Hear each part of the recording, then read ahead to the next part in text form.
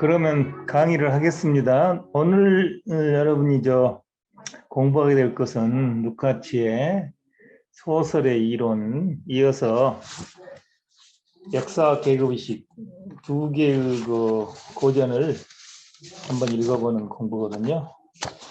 근데 루카치는 우리가 지난번까지 공부한 사람들이요.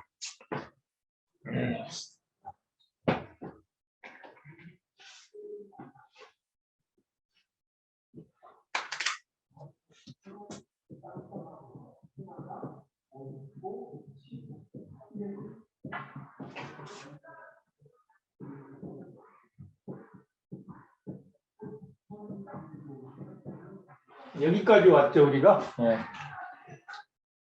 이분들은 정말 대사상가들이죠. 안녕하세요. 네, 대사상.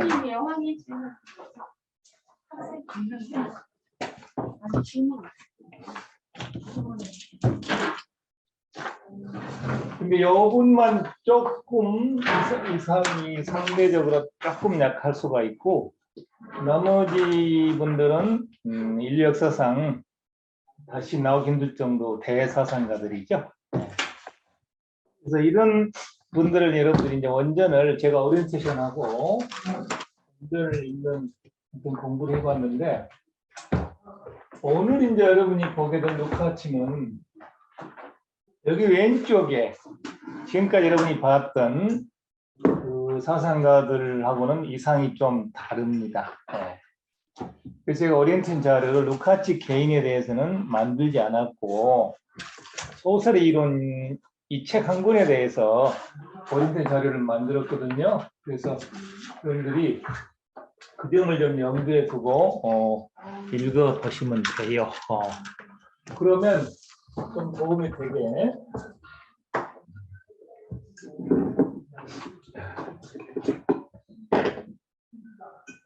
1885년에 루카치는 태어나가지고 1971년에 사망했습니다. 이 사람은요,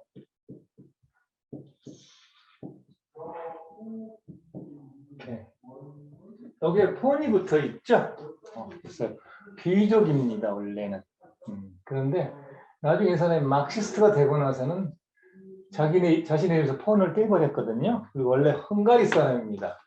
헝가리 사람인데 1914년, 15년경이 굉장히 중요하죠. 그 양반이 1906년경에 헝가리 대학에서 이미 박사학위를 하고 독일로 왔어요.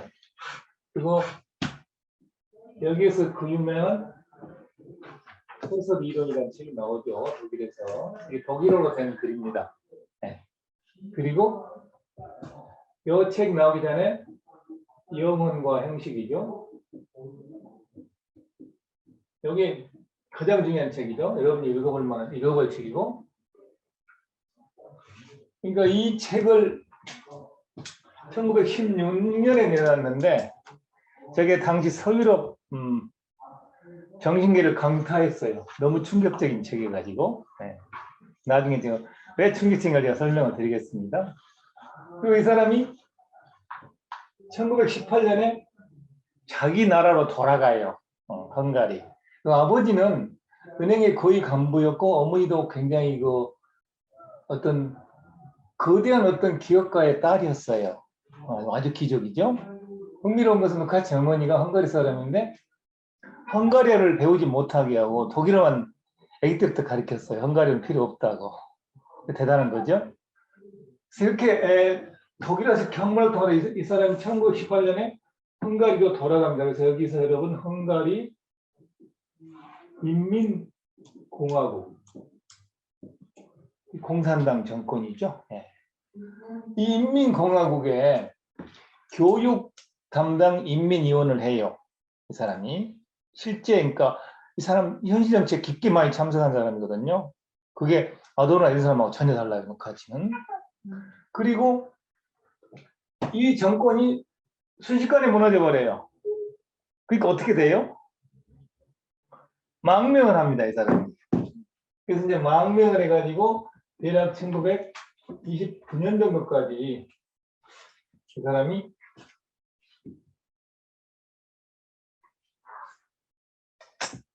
오스트리아 비엔나로 도망을 가가지고요. 이게 이제 오스트리아 비엔나 체류 기간인데, 여러분 이때 그 유명한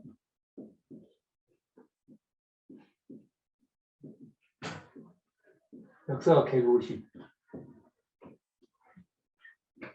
이 책을 집필합니다. 그래서 루카치는 이 두 권의 책으로 유럽 지성사의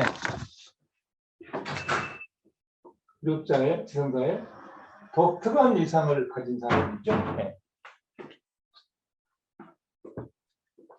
그럼 이제 이때 루카치가 여기서 이런 막시스트죠. 막스주의자로서 자신의 모습을 확연하게 드러내요. 루카치가. 네. 그래서 학자들은 그렇게 분류합니다. 이 책을 기준으로 해서요. 이렇게 기준으로 해서 여기를 전기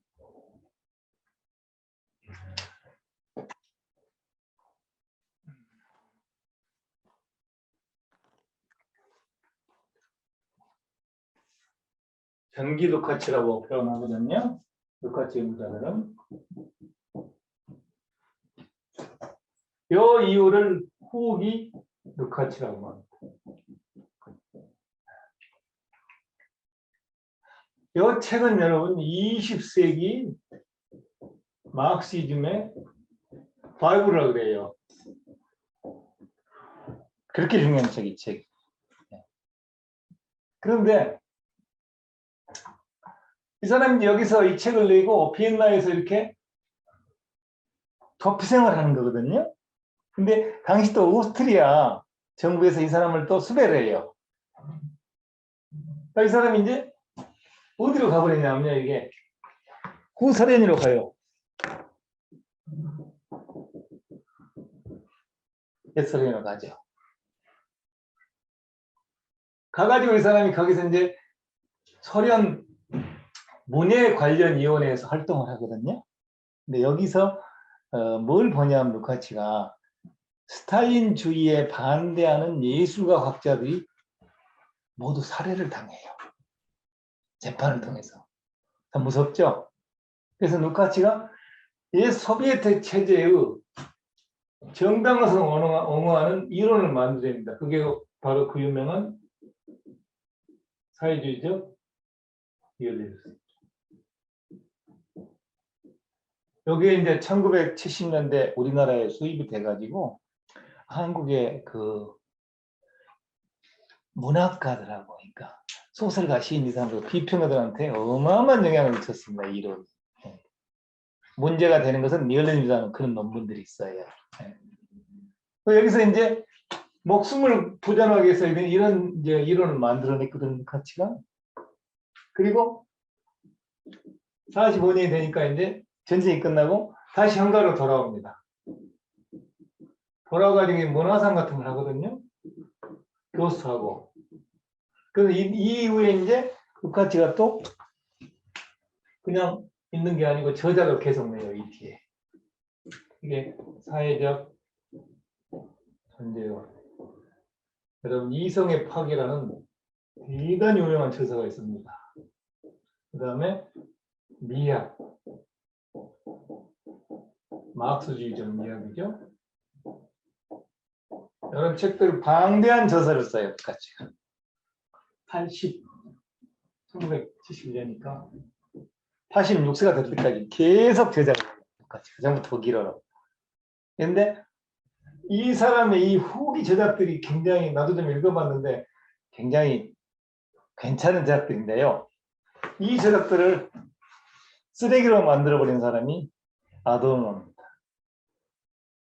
그러니까 루카치가 아도르노를 잘못 만나가지고 자신의 제약들이 전부 쓰레기가 되고 막 아도르노가 너무 업도하니까 이 사람 이론을. 그래서 이렇게 이 사람의 전반부 생각을, 전반부 사상을 영향을 주었던 사람들은 여러분 헤겔이죠.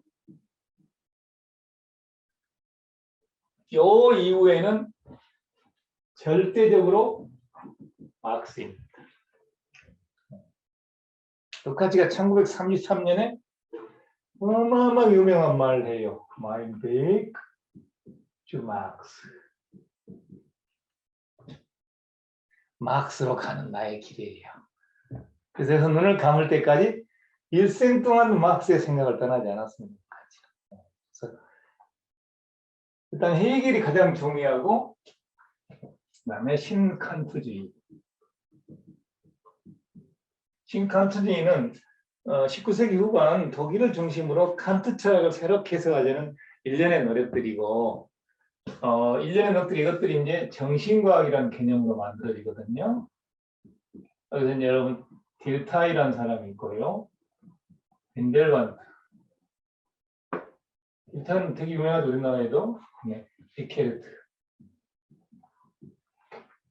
이게 이제 독일의 남서 지방을 중심으로 태동한 학파이라고 남서학파라고 합니다. 저 학파에 루카치 영향을 많이 받았고요. 그 다음에 베버. 막스 베버 크라이스, 베버 크라이스는 내가 지난번에 설명했었죠, 여러분한테. 네, 베버 크라이스. 베버 집에서 당대 네노라는 유럽의 학자들이 계속 공부를 한 저 모임을 베버 크라이스라 그래요. 네. 저기에 루카치가 고정 멤버였습니다. 그리고 이 사람한테 또 영향을 줬던 대표적인 인물이 바로 이제 블로크죠. 에너스트 블로크. 그 사람도 어마어마한 철학자죠. 이런 사람한테 영향을 받았고요. 이제 생애 철학. 그 다음에 특히 루카치 경우에는 여러분이 지난번에 비교적 자세히 공부한 사람이죠. 진메의 영향을 엄청나게 루카치는 많이 받았습니다. 진메. 그래서 루카치는 진멜의 가장 충실한 제자다 하는 그런 학계의 평가가 있어요. 진멜에 뭐가 이렇게 루카치 영향을 미쳤을까요? 여기서 한번 알아봤죠. 진멜하면 내가 딱 두 가지만 기억하면 된다겠죠. 하나는 사회적 상호작용. 네, 또 하나는 뭐라 그랬어요? 문화비극. 맞아. 문화비극. 이 문화비극론이 루카치 사상이 엄청난 영향을 미쳤습니다.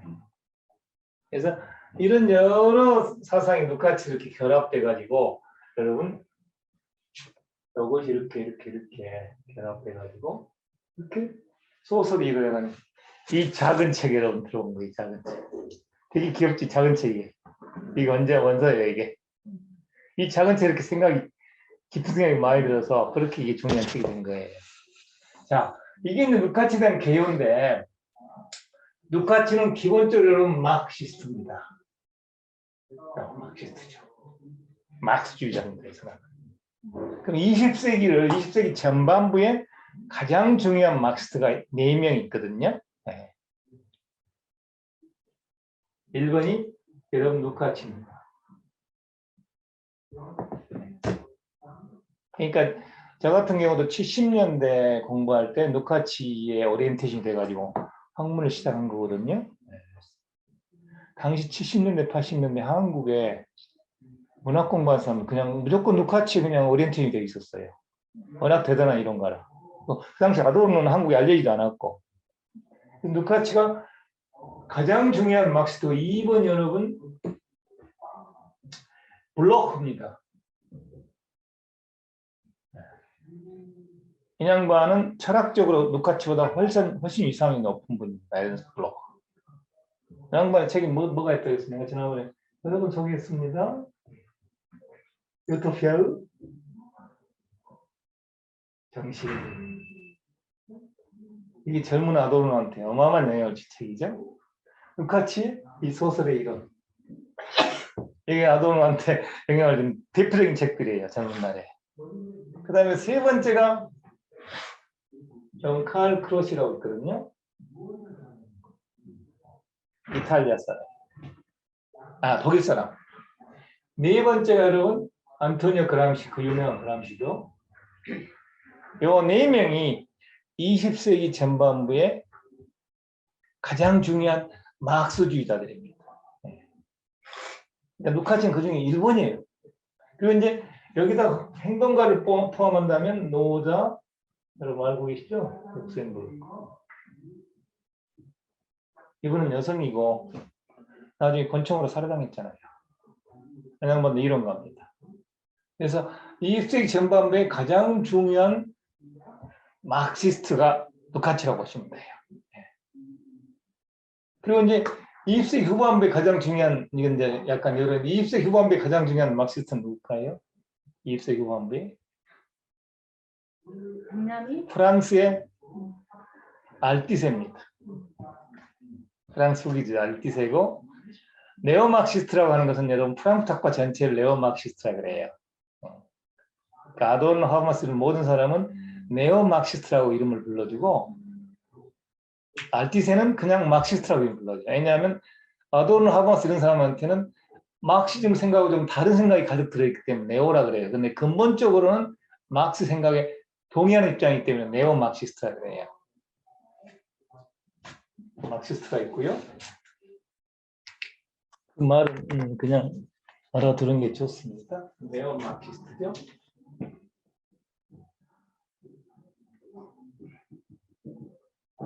이렇게 되고 이것은 프랑크학파 학파 이론가들이 대부분 여기 속해요. 대표적인 사람이 여러분 아도르노 하버마스죠. 베냐민 하버마스.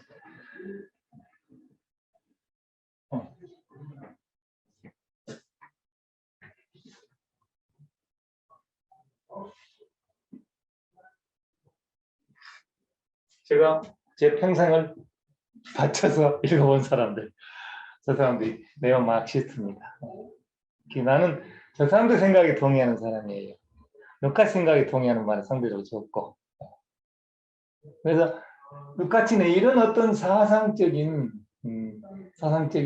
폭과 또 사상적인 어떤 이상을 가진 이론가거든요. 네. 근데 유감스럽게도 아도르노라는 사람 하나 때문에 루카치의 모든 제작은 다 그냥 쓰레기가 돼버렸고 이 두 권만 지금 이렇게 살아남아 있습니다. 이 두 권은 20세기 서구 사상가에서 어마어마한 영향력을 가진 책입니다. 그래서 그 두 권을 요 책을 내가 여러분하고 읽어보기로 이렇게 선택한 거예요. 네. 그래서 이런 얘기를 제가 이제 오리엔탈을 만들까 했는데 이렇게 설명하기 훨씬 편할 것 같아서 설명을 했습니다. 강의하는 게. 네. 그 정도의 어떤 예비 지식을 가지고 제가 이제 진짜 써온 거죠. 루카치 소설의 이론 그 자료를 보시면 이해가 좀 더 잘 될 수 있어요.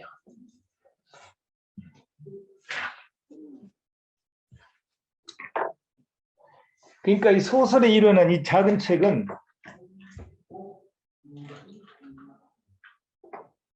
문학을 보는 시각을 근본적으로 변화시키는 혁명적인 제작입니다. 더 나아가서 역사를 보는 시각에서도 충격적인 새로움을 보여준 책이 바로 이 소설에 이르는 작은 책이에요. 그럼 이 사람이 그런 생각을 품게 된 것은 여기 왼쪽에 있는 많은 사람들 글을 읽고 나서 그렇죠? 나름대로 자신의 독특한 생각을 펼쳐 보인 거죠. 보십시다. 거기 루카치 소설의 이론에 되어 있죠. 이런 소설의 이론의 탄생 배경. 그 큰 1번이죠. 탄생 배경은 1914년, 15년. 이 시기는 어떤 시기입니까? 제1차 세계대전이죠. 네. 루카치 말로는 절망적인 세계의 상황이란 말을 썼습니다. 루카치가. 네. 그러니까 1차 세계대전 쓰여진 책이잖아요. 네. 그래서 노자 룩셈부르크의 스파르타쿠스 편지란 책, 이 책이 영향을 미쳤고 두 번째 레닌의 제국주의. 여러분 세 번째 슈팽글레어 서구의 몰락이라는 책은 방대한 저작이거든요.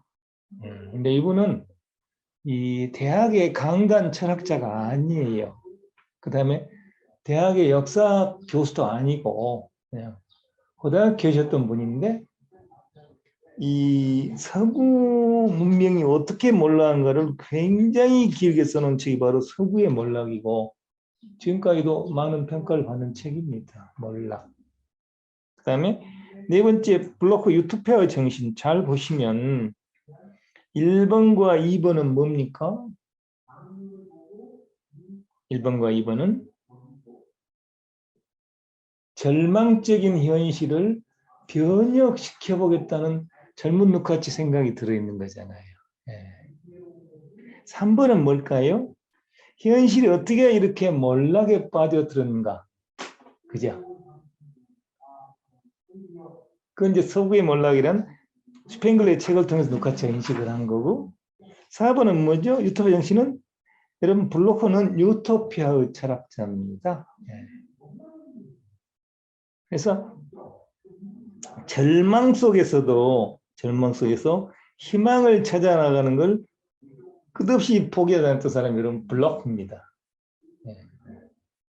근데 블로크는 희망을 찾아 나서는 하나의 가장 결정적인 시각으로 블로크가 봤던 것은 마르크시즘이죠. 마르크스의 생각을 끌어들여서 세계를 절망으로부터 희망으로 끌어올려보자. 이게 유토피아의 정신이고 블로크 이 책에서는 여러분 예술이 그 역할을 아주 많이 할 수 있다는 생각을 블로크에서 펼쳐요. 그 생각을 젊은 아도르노가 그대로 수용을 합니다. 나중에 아도르노 미학의 속에 아주 거대하게 이론으로 발전하는 거잖아요. 그 다음에 다섯 번째는 딜타이의 정신과 신칸트주의, 후셀의 현상학 이런 것들이 소설의 이론의 탄생 배경입니다. 정신과학은 뭘까요?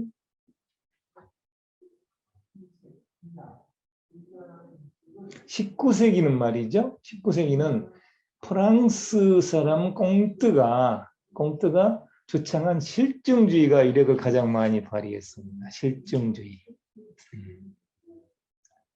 그리고 19세기 기준하면 프랑스가 자연과학에서 독일을 앞서 있거든요. 그럼 자연과학은 어떻습니까? 정확성, 법칙성 이런 게 있잖아요. 그래서 자연과학이 가진 엄청난 위력에 대항하여 독일 사람들이 안 되겠다. 자연과학의 위력이 너무 강하다. 그래서 거기에 대항하는 학문을 만들자 해서 나온 게 정신과학입니다. 그래서 이 정신과학의 대표적인 인물이 아까 말한 딜타이하고 빈델반트하고 니켈트 3인인데 이 딜타이의 정신과학이 루카치에 영향을 미쳤고 딜타이는 정신과학 입문이라는 방대한 저자가 썼어요. 이 사람은 또 심리학자이기도 했어요. 심리학. 그래서 이 사람이 쓴 체험과 문학이라는 책이 있거든요. 그 책은 오늘날까지 독일에서 고등학교 선생님들이 문학을 가르치는 교과서가 되어 있습니다. 대단한 사람이죠, 이 사람도. 그 다음에 신칸트 아까 설명한 후셀의 현상학 이런 것들이 루카치의 소설이론의 탄생 배경이 되는 거고 그 다음에 6번째 보시면은 여러분 이 소설의 이론의 탄생 배경은 루카치가 직접 밝힌 글입니다. 본인의 글로. 내가 이러이러한 영향을 받아가지고 이 책을 쓰게 됐다고 루카치 직접 쓰는 글이거든요. 그래서 이제 6번째 보시면 제1차 세계대전이 발발했는데 이때 독일의 3인당, 여러분 사회민주당, 오늘날의 SPD입니다. 지금 독일의 SPD가 현재 집권하고 있죠. 셜츠라는 사람이 지금 집권하는데 그게 바로 독일 3인당입니다. 이 독일 3인당은요. 비스마르크가 1871년에 독일 제국을 세웠는데 당시에 태동한 정당입니다. 그래서 독일 3인당이 1870년에 태동해가지고 1960년대 후반에 브란트가 집권했거든요. 그래서 한 90년, 100년 만에 집권한 거 이 당이. 독일 사회민주당의 특색은 뭐냐면 노동자의 권익을 보호하는 정당이고요. 이 독일 삼인당이 당시 비스마르크시대에 이게 창당이 됐는데 창당할 때는 여러분 저기 그 이론가 교수들이 다 만들었거든요. 근데 그 과정에서 SPD가 이렇게 계속 이렇게 활동을 하는 과정에서 너무나 많은 사람이 죽어나갔습니다. 그 나치 시절에는요, 히틀러가 SPD의 중요한 이론가들을 데려다가요, 벽에다 세워놓고 등에서 돌로 머리를 쳐 다 죽여버렸습니다. 히틀러가. 그런 순환을 거쳐서 오늘날까지 유지되는 게 SPD라는 정당이고, 저는 뭐 사실 독일에 SPD가 있는 게 참 부러워요. 우리도 그런 당 하나 있었으면 좋겠어요. 네. 그 가진 종류의 역사적인 어떤 고난을 이기고 지금까지 그 정당이 활동하고 있는데 철저하게 SPD는 여러분 노동자 편을 드는 당입니다. 근데 이 SPD가 누카치가 봤을 때 1차 세계대전은 지지한다는 거예요. 엄청 누카치가 실망한 거죠. 노동자 권익을 옹호하는 당인데. 그래서 그런 것들이 이 책을 저술하게 된 배경이 됐다고 누카치가 여러분 고백을 하고 있습니다. 여기 보시면 이렇게 되어 있는 것은 제가 이 원전에 독일 원전에 페이스를 이렇게 다 적어놓은 거예요. 그러니까 제가 원전은 그냥 우리말 이렇게 다 번역해 놓은 거거든요. 그래서 누카치가 무슨 말이 있냐면 당시에 이 책을 열 때 자신의 어떤 입장이 누가 서구 문명으로부터 우리를 구원할 것이냐 하는 그 물음이에요.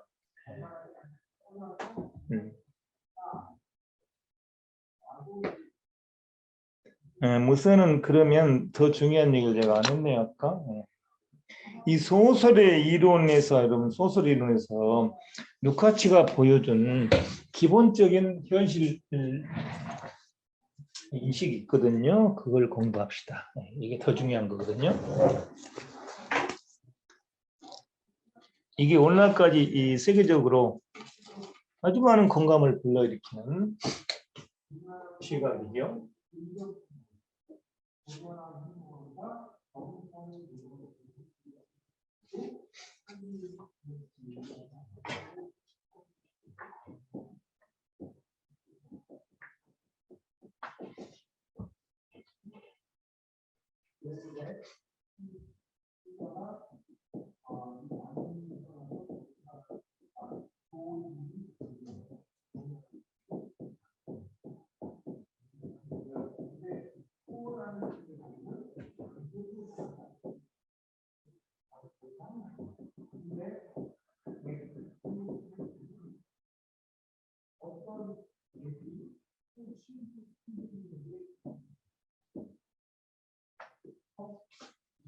이런 인식을 누카치가 갖고 있었어요. 여기는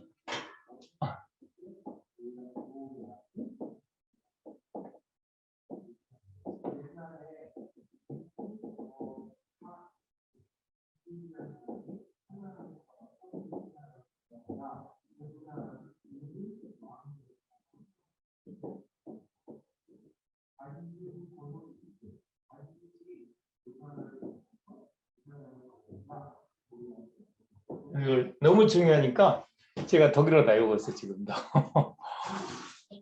이건 뭐냐면 사람이 비를 피해서 잠깐 몸을 기댈 수 있는 것도 없다고 그래요.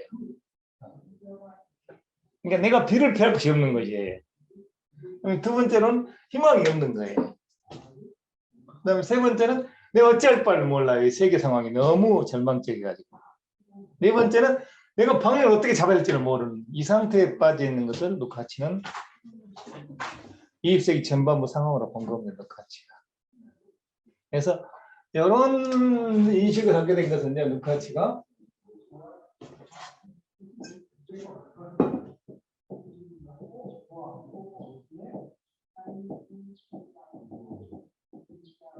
이게 그렇게 중요한 개념이거든요. 균열. 주차 객체와 균열된 모습을 보인다. 저 균열된 모습은 진면의 문화 비공론에서 온 거죠. 그럼 어떻게 해야 돼요? 주차 객체가 균열 상태 봤으면 어떻게 주차 객체가 변증법적으로 통일을 이루는 꿈을 꾸게 될 거 아니에요. 그 꿈이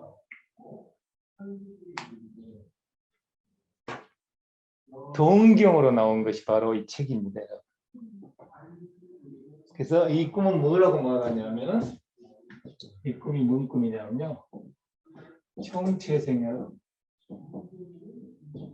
동경. 그래서 소설의 이론의 핵심 주제는 총체생의 동경입니다. 저 총체생은 뭘까요? 주체가 균열돼 가지고 인간이 이런 상태에 빠져들었잖아요. 이런 상태. 있잖아요. 네. 여러분 이게 옛날 얘기 같이 100년 얘기 같지만 지금 우리한테 해당된 얘기 잘 보세요. 이 객체 상물세계 이력이 너무 우리를 압도하잖아요. 그죠? 그 너무 압도한 것은 여러분 진멸의 문학에 나오고, 우리를 너무 압도하고 사실 우리가 머물러 잠잘 곳이 없는 상태입니다.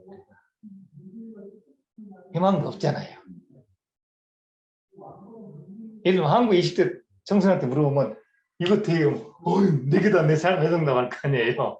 근데 그 원인을 루카치는 주체와 객체의 균열에서 봤고, 저 균열이 어떻게 변증법적으로 합의를 이룰 수 있느냐 하는 것을 총체적으로 봤고, 그래서 루카치는 총체성을 동경한 이론가입니다. 네. 이 모든 생각은 아도르노가 100% 수용합니다. 그토록 격렬하게 루카치를 비난했으므로 이 생각만은 다 수용해요. 그래서 그런 상황들입니다, 여러분. 여기서 가장 중요한 것은 주체와 객체의 균열을 루카치가 진멸의 문화비 국론에서 끌어들여서 이런 이론을 내는 겁니다. 그러니까 이 총체성은 나중에 이 총체성은 어떻게 됩니까? 나중에 막스로 이렇게 옮긴 다음부터는 이 총체성이 어떻게 될까요? 저런 총체성을 성립하지 못하게 방해하는 게 뭐예요? 주체와 균열 상태잖아요. 절망적인 세계 상태고, 그잖아요. 그래서 인간도 이런 상황에 처해버린 거잖아요. 그래서 이 당시 총체성은 여러분 이런 헤겔이나 이런 칸트주의 이런 사람들의 생각에 맞춰갖고 나온 총체성이고, 많은 부분 유토피아적이고 많은 부분 비폭력적입니다. 근데 이 사람이 생각이 과학해질 때 여기 가서 과학해진 거잖아요. 여기 가서는 저 총체는 어떻게 만들겠을까요? 이 절망적인 세계 상황의 주범은 자본주의다. 그래서 자본주의를 물리적으로 생명적으로 전복시켜버리자. 총체성 개념이 바뀌는 거예요. 근데 여기서 루카치는 뭐냐? 평등화로 변신하는 거거든요. 그러니까 이 전 단계 루카치 사유가 학문적으로 굉장히 높게 평가되고 있어요. 이건 매우 단순하거든요. 나도 여러분 젊었을 때 이런 생각을 품었던 사람이에요.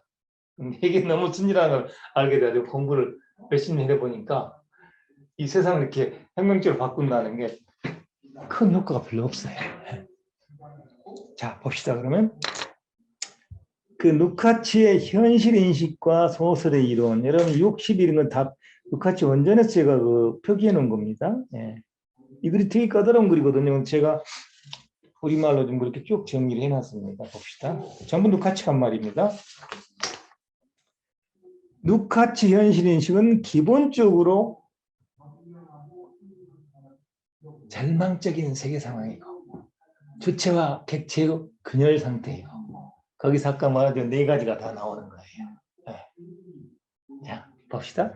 세계 상황에 대한 영구적인 절망의 분위기에 놓여 있었다. 이 책을 쓸 때 그 당시 역사적 배경이 항구적인 절망, 여기서 인간이 어떻게 현하지 못할 것 같은 그런 항구적인 절망의 분위기에 놓여 있었다.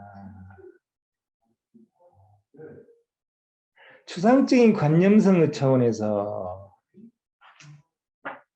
당시 나에게는 객관적 현실에 대해 주관적으로 입장을 표명하는 매개들이 존재하였다. 거기서 중요한 것은 객관적인 현실은 어떤 현실일까요? 주체와 객체가 균열 상태에 이르게 됨으로써 나타나는 절망적인 세계 상황이죠. 그리고 오늘 오신 선생님 전함이 어떻게 되시죠? 네? 성인 황씨고요. 네. 이름이 일진이에요. 일진. 나중에 제가 황 선생님 입장에서는 이 문화비극 있잖아요. 네. 저희로는 이제 공부를 안 하셔서 네. 조금 이게 덜 이렇게 다가오실 거예요. 네. 저기 굉장히 중요한 거거든요. 네. 인간의 주체가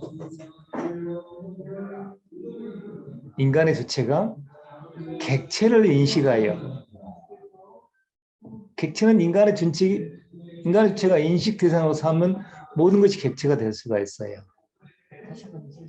인간의 주체. 인간의 주체. 네. 네. 인간의 주체가 인식 주체입니다. 네. 인식 주체인데 이 인식 주체는 모든 대상을 객체로 삼을 수가 있어요. 가장 중차대한 대상은 자연이죠. 네. 이어서 인간도 인식 대상이 되는 거잖아요. 그래서 인간이 인식 대상인 객체들을 인식하여 만들어 내놓은 것을 여러분 세계라 그래요. 세계.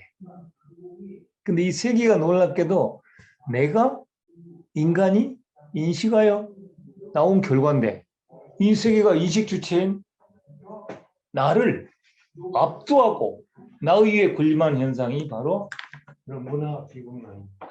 그렇게 중요한 거예요. 다른 말로 하면 사물세계의 위력입니다. 네. 그러니까 저 사물세계의 위력이라는 개념을 이해해야만 이 소설 이론이 익히게 돼 있어요. 네. 오늘날 우리 한국 사회를 구성하는 사물세계는 어떤 걸까요? 우리 한국인들이 인식 주체가 돼가지고 오늘날 우리 한국 사회를 만들었고 우리 한국 사회는 가진 종류의 사물들이 존재하죠. 그렇잖아요. 예를 들면 사물세계의 대표적인 모습은 어떤 겁니까, 여러분? 오늘날 지배적으로 나타나는 대기업 이런 거잖아요. 그 대기업을 인간이 만들었잖아요. 네. 근데 그 대기업은 객체에 지나지 않잖아요. 사물세계에 지나지 않고. 쥐가 인간이 아니잖아요. 근데 대기업이 어떻습니까? 나를 압도하잖아요. 사물세계 주제에 나를 압도하잖아요. 그걸 직면이 문화비극이었어요. 저 생각이 그렇게 중요한 거예요. 네. 그래서 거기 보시면 객관적인 현실은 결국 사물세계가 인간을 압도하는 절망적인 상황입니다. 여기에 대해서 인간은 주관적으로 입장을 표명할 수 있는 게 인간이잖아요.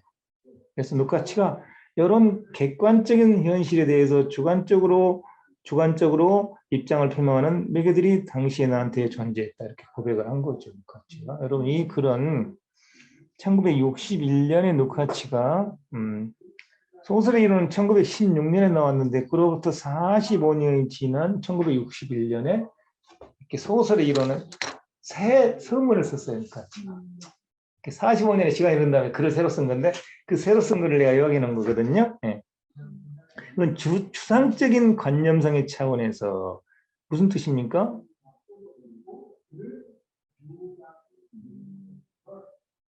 객관적 현실을 구성하는 수없이 많은 실제적인 데이터들이 있겠죠? 구체적인 데이터들. 그잖아요. 그런 차원이 아니고 추상적인 관념성의 차원에서 루카치 본인이 객관적에서 주관적으로 입장을 표명하고 싶어서 이 소설을 썼는데 소설은 추상적인 관념성의 차원에서 집필된 저술입니다. 네. 그러니까 글이 어렵죠. 네. 다음에 이 시대는 또 루카치가 그러니까 1914년 기준하여 보시면 돼요. 완성된 죄악성의 시대로 봤습니다.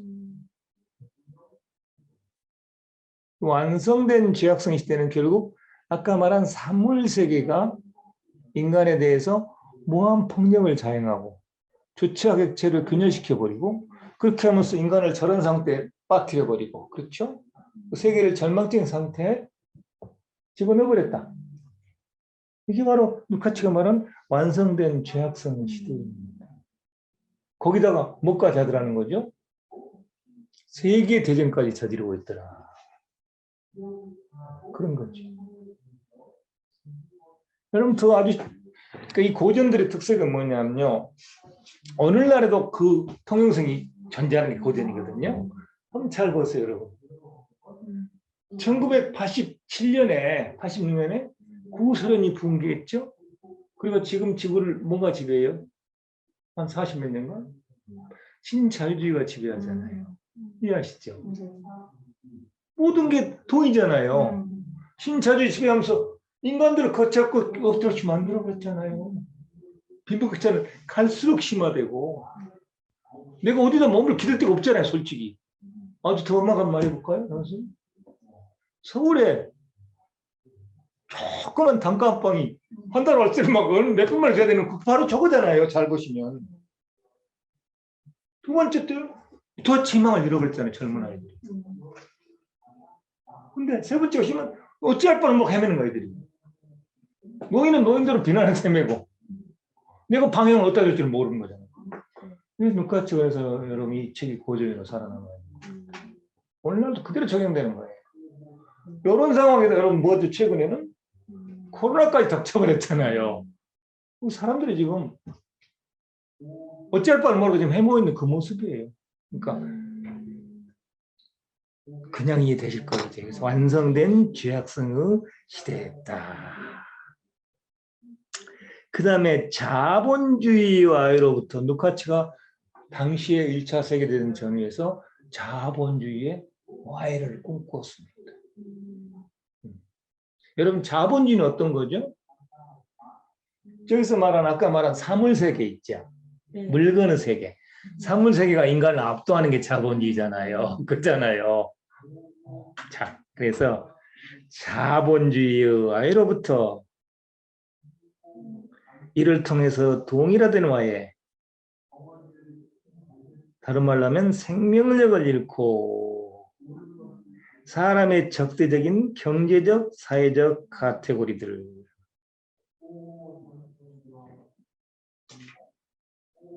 자본주의를 구성하는 카테고리들은 생명력을 잃은 카테고리들이고 사람의 적대적인 카테고리들입니다.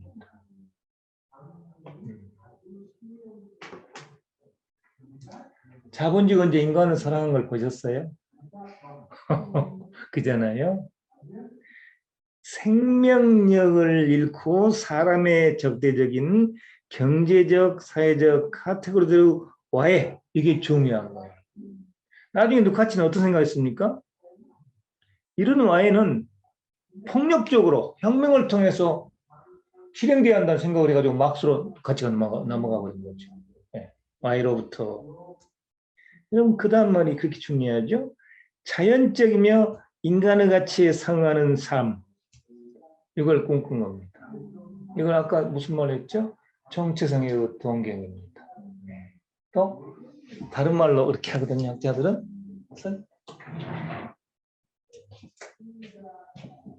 고향,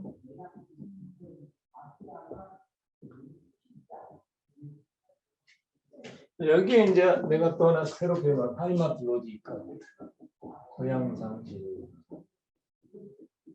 이게 포함되는 아까 기억이 안 났네요. 하이마트 로지가 고향이 없는 거예요 지금. 그래서 자연적이며 인간의 가치에 상응하는 삶, 이것은 고향이죠. 삶이 변화할 수 있을 것이라는 희망을 갖고 이 책을 썼다는 거죠. 그러니까 당시 1914년 5년경의 루카치는 자본주의를 구성하는 카테고리들이 생명력을 잃고 사람의 적대적이라는 인식을 갖고 있었죠. 중요한 것은 이 생각을 1914년경에 했다는 게 중요합니다. 네. 지금은 누구나 이 생각을 할 수 있는데 당시 이런 생각하는 건 쉽지 않죠. 네. 그 다음에 이제 5번은 새로운 세계에 대한 기대. 이런 것들이 루카치가 당시 갖고 있던 현실 인식이었고, 이 현실 인식의 바탕을 두어서 소설의 이론이라는 매우 중요한 고전이 탄생하고 있습니다. 그 다음에 새로운 세계에 대한 기대는 도스토옙스키의 장편 소설을 분석함으로써 이 기대를 얻을 수 있다고 루카치가 봤어요. 이 책 이제 3부는 그 장편 소설 분석이거든요. 그 뭐죠? 뭐 세르바텐스, 도키오티 이런 사람들 분석하고 톨스토이 이런 사람들. 네. 다음에 이제 3망을 보시면 그럼 학문사적 맥락에서는 소설은 어떻게 볼 수 있느냐? 이걸 여러분 저 루카치가 이렇게 본인이 직접 이렇게 써놓은 거예요. 자기가 이런 공부했다고. 루카치는 천재죠.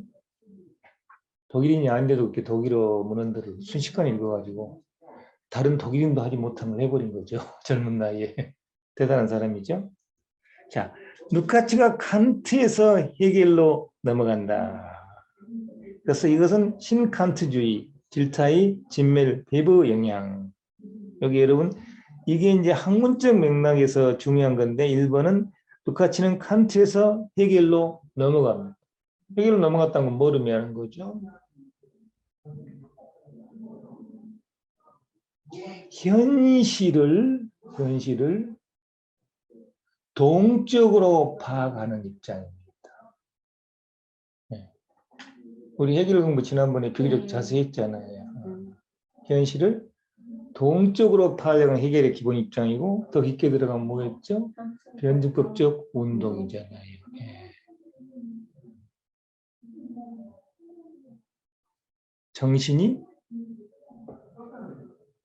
제일 먼저 뭐였죠? 감각적 확실성에서 절대인식까지 올라온 과정 해결이 자세히 보여줬잖아요. 그 견해 루카치가 동의하게 되는 거예요. 칸트는 정적이잖아요. 그다음에 신칸트주의. 아까 좀 설명드렸습니다. 딜타이, 진멜, 베이버의 영향입니다. 두 번째는 빈델반트하고 니케트는 신칸트주의를 대표하는 사람들이죠. 이 사람들이요 보시면은 법칙 정립적 versus 개성 기술적 이 이론을 내놨거든요. 여러분 법칙 정립적은 뭘까요? 내가 더 힌트를 드리면 신칸트학파는 프랑스 실증주의의 이력에 대해서 자신들이 얘는 정신과학이라는 개념을 통해서 대항하고자 했거든요. 근데 그것을 어떻게 평을 하냐면 신칸트주의는 독일 촌놈들이 프랑스의 선진성에 이렇게 제동을 건 것에 지나지 않나 이런 낙평도 있습니다. 프랑스가 이렇게 앞서갔기 때문에. 근데 거기 보시면 법칙 정립적은 뭡니까 여러분? 자연과학의 특색이잖아요. 네. 자연과학의 절대적인 기조는 뭐죠? 자연현상을 법칙적으로 객관적으로 설명하는 게 자연과학의 가장 결정적인 기조입니다. 그게 그렇게 위력을 갖고 있는 거죠. 그래서 법칙 정리적은 자연과학 입장이고요. 그러면 개성기술적, 개성을 매번 그렇게 기술한다. 그래서 뒤에 보시면은 답이 나와 있죠. 자연과학 대 정신과학. 선생님도 같이 한 말입니다. 소설의 이론은 정신과학적인 경향대로 전형적인 산물이다. 그래서 제가 여기 쭉 설명했습니다. 이쪽 동네 산물이에요. 그러니까 저 많은 정신적인 조류들이 이 책에 다 유입이 된 거예요. 네. 딜타이의 체험과 문학, 또 정신과학 인문 이 두 개의 책이 루카치 이 책에 소설이론에 영향을 미쳤다고 본인이 고백을 하고 있는 거죠. 그 다음에 이제 5항은 여러분 직접적으로 인용돼 있죠. 네, 루카치가 쓴 말을 제가 한국말로 번역한 겁니다. 다운표 안에 보세요. 소설의 이론은 해결 철학 이론 결과들이 미적인 문제들에 구체적으로 적용된 최초 정신과학적 저작이다. 이게 루카치가 소설을 일목요연하게 정의하는 내용입니다. 여러분 해결 철학이 이룬 결과는 뭐죠?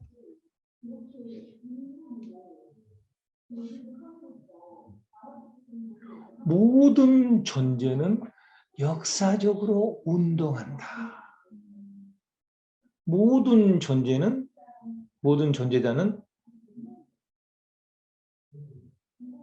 단순히 존재하지 아니하고 역사적으로 운동한다. 이게 해결이 가진 기본 생각, 가장 기본 생각이잖아요. 근데 예술은 과거에 어떻게 생각했어요? 예술은?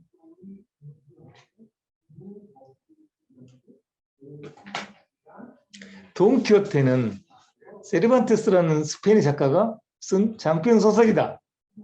돈키호테는 기사들의 혼막난 얘기들이 들어있다. 뭐 그런 식으로 다 해석했잖아요. 그죠? 그게 아니고 돈키호테라는 그 작품도 역사적인 흐름으로서 파악할 수가 있다. 이게 루카치가 가진 기본 생각이에요. 네. 그러니까 예술 작품을 보는 시각을 작가에 의한 하나의 생산, 특히 작가의 상상력이 동원돼서 창조된 하나의 작품으로 보는 시각에서 벗어나서 그 작품은 역사적 운동에 들어있다. 이 생각을 같이 한 거예요. 과거에는 세르반테스가 돈키호테를 썼다. 그다음에 괴테가 법 썼다. 막 이렇게 하나하나 이렇게 다루는 거잖아요. 근데 세르반테스가 돈키호테 쓸 때는 당시의 역사적 흐름이 그렇게 돼 있으면 그 작품이 나온 거다 하는 생각을 루카치가 한 거예요. 이 생각 여러분 이제 최고로 정교하게 전개된 게 나도론 이야기죠. 네. 나도론 이야기 최고 정점을 찍었죠. 근데 루카치 이때 이미 이런 생각을 한 거예요. 그래서 미적인 문제들은 예술가적인 차원의 문제들, 어떤 특정 예술가가 구사하는 그런 문제들, 그게 아니라는 거예요. 그걸 넘어서서 역사적인 문제들이 미적인 문제들에게 들어있다. 그 다음에 예술작품에는 뭐가 있다는 것이죠? 정신과학적인 정신이 운동한다. 그럼 정신이 운동한다는 생각은 해겔의 기본 생각이죠. 그러니까 해겔은 정신의 변증법적 운동을 역사로 파악했습니다. 해겔은. 네. 정신은 주관적 정신, 객관적 정신 이렇게 분류했죠. 상세하게. 해겔은 정신의 변증법적 운동을 역사로 파악했는데 이것이 바로 예술 영역에도 적용된다. 그 생각을 루카치가 이 소설 이론에서 최초로 전개한 겁니다. 해겔에서 배워가지고, 그렇죠? 그것을 예술에 적용한 거죠. 네. 그다음 이 책의 첫 번째 일반론적인 부분은 해겔에 의해서 본질적으로 규정된다. 그래서 여러분 이 책이 주로 다루는 장르가요. 이 소설이 주로 다루는 장르가 서사시하고 드라마입니다. 여러분 서사시는 고대 힐압의 4대 장르죠. 고대 힐압은 서정시, 희극, 비극, 서사시 이렇게 4개의 장르가 있었는데 그 고대 힐압의 서사시라는 장르가 세르반테스의 돈키호테를 기점으로 해서 장편 소설로 변모합니다. 네. 그 장편 소설의 원조는 고대 힐압의 서사시입니다. 고대 힐압의 대표적인 서사시가 뭘까요? 오디세이하고 일리아드입니다. 그게 시거든요. 근데 실제로 소설하고 똑같은 거잖아요. 긴 거잖아요. 거기 보시면 이 루카치 소설에서는 서사시하고 드라마를 이렇게 분석을 집중적으로 하는데 이 서사시와 드라마에서 총체성의 종류를 대조해서 분석해 보겠다. 실제로 그걸 분석을 한 거죠. 누카치가. 그 다음에 이 서사시와 장편 소설이 밀접한 연관성을 갖고 있더라. 그리고 대립성을 갖고 있더라. 그러니까 서사시는 세르반테스 돈키호테에서 이 장편 소설로 이렇게 진화한다고 봐야 되거든요. 그 장편 소설 여러분 나중에 어느 시기에 유럽에서 전성기를 맞이했을까요? 세르반테스의 돈키호테에서 본격적으로 시작한 거거든요. 근데 그게 어느 세기에 가장 꽃을 피웠을까요? 19세기 프랑스입니다. 예.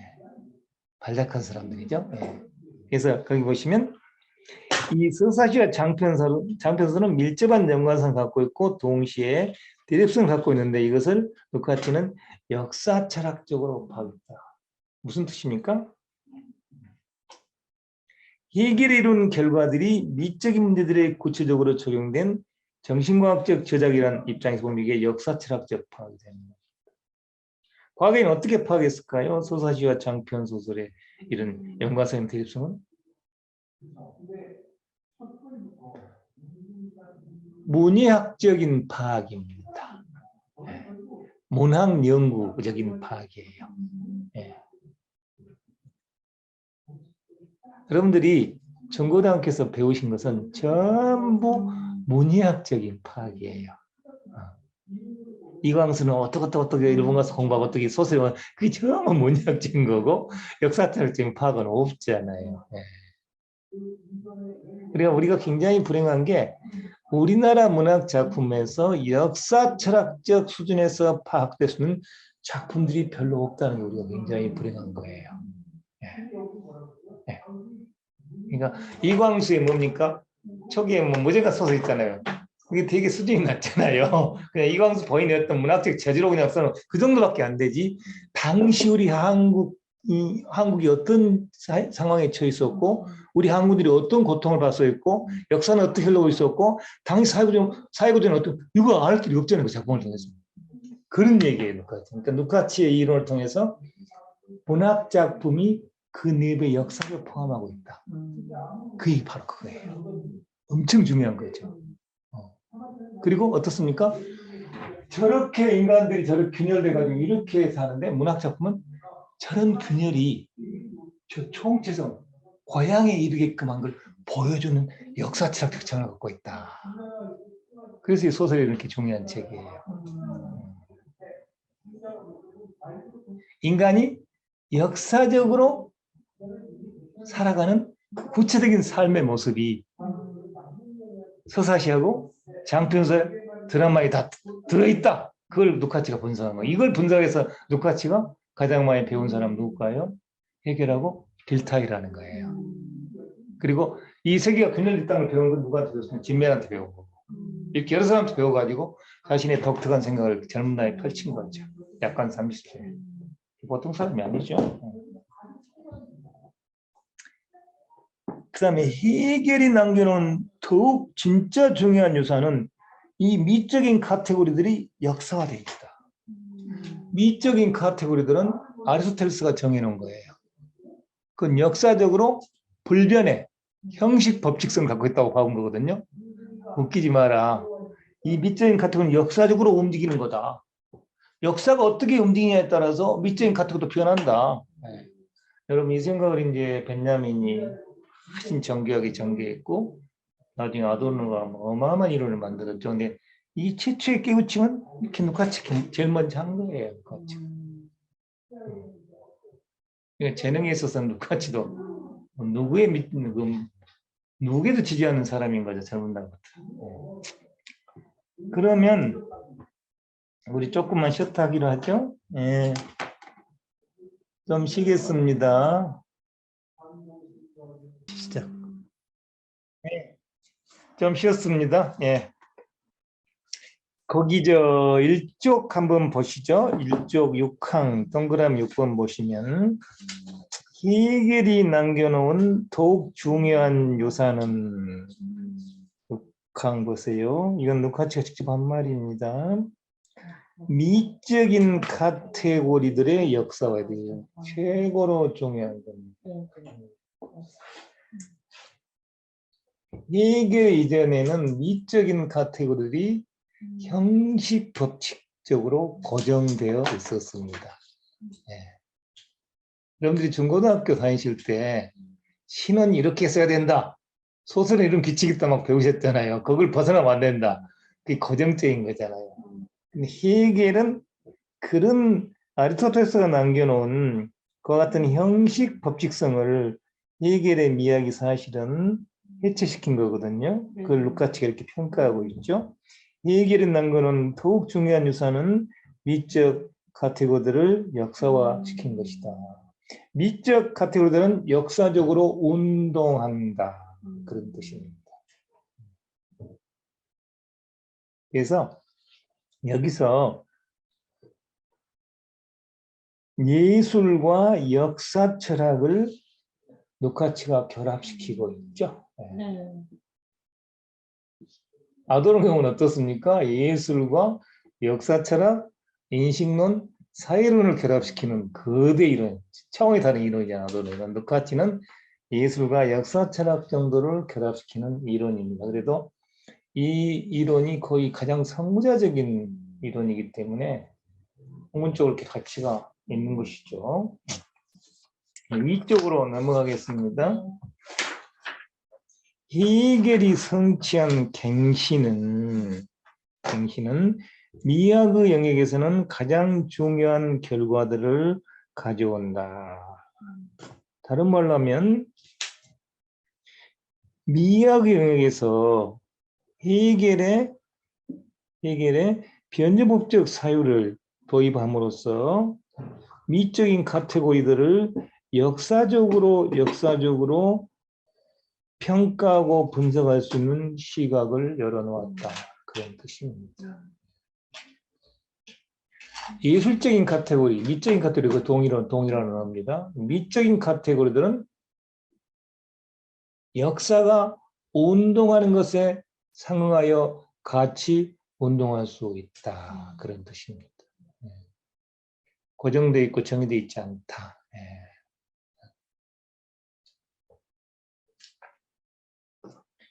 보들레르 이후에 서구 예술을 현대 예술이라고 칭하거든요.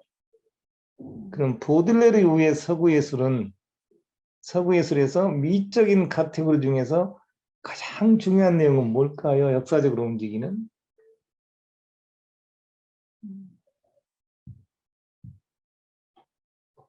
갑자기 질문하니까 당황스럽죠? 사회 비판.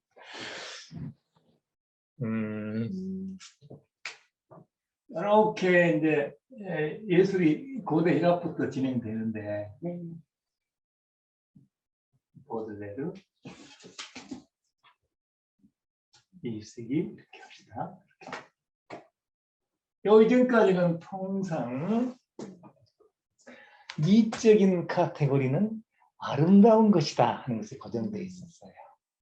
아름다운 것. 미적인 카테고리를 아름다운 것에 수렴시키는 거예요. 지금 오늘 황 선생님 새로 오셔서 제가 지금 강의하기 좀 힘들어요. 아이고. 선생님 거 괴로워하실까 봐서 설명해 드려야 되는데, 자, 그럼 이 아름다운 것을 어떻게 예술은 아름다운 거잖아요. 네. 아름다운 것을 이렇게 수렴시켰는데 이거 어떻게 만들어내는 거예요?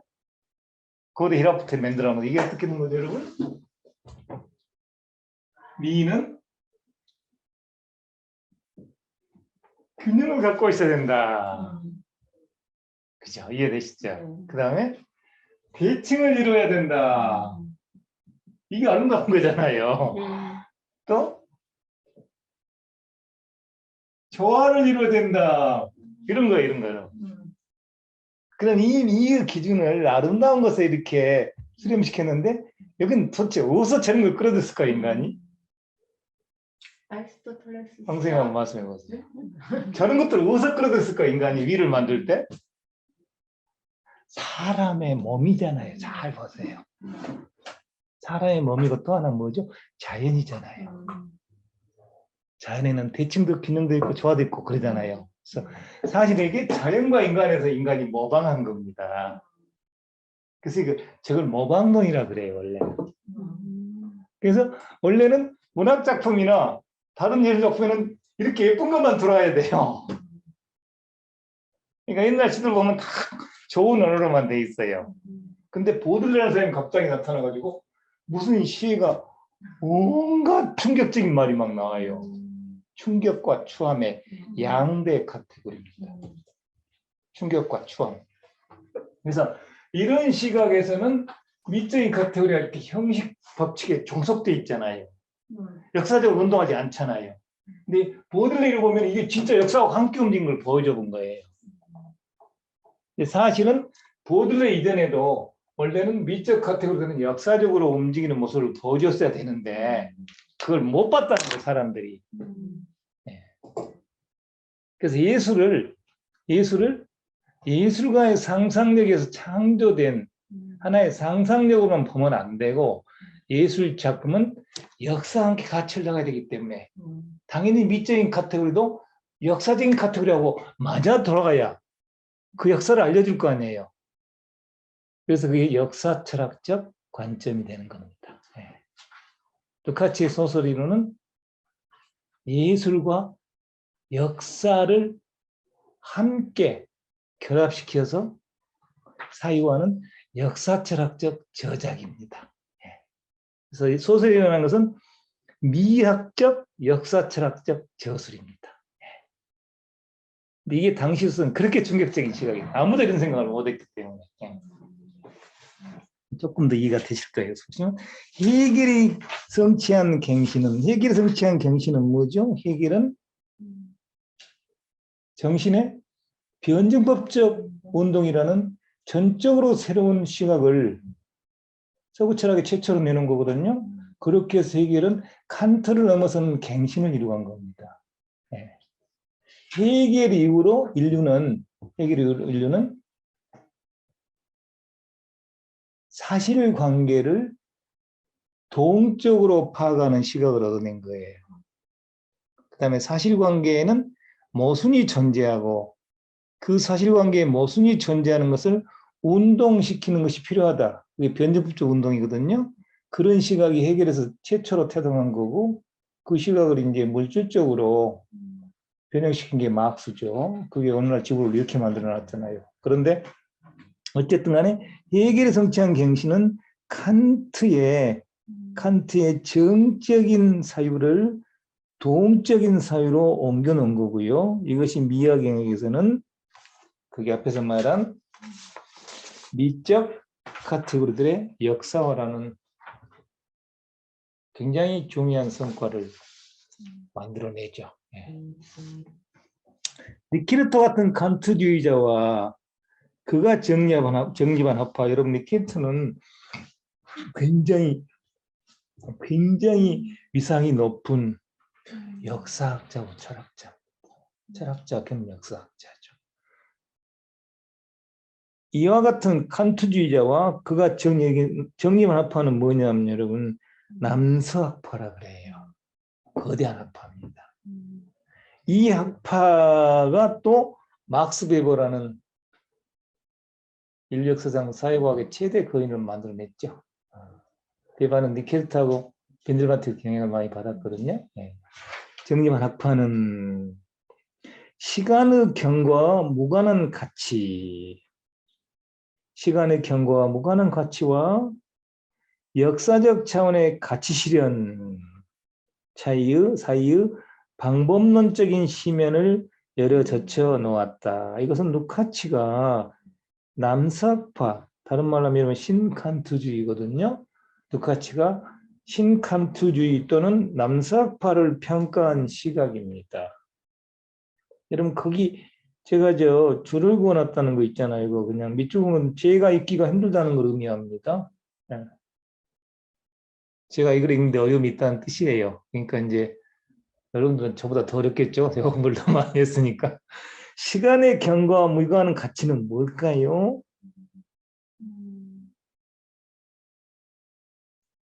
여러분 시간의 경과와 무관한 대표적인 가치가 뭘까요?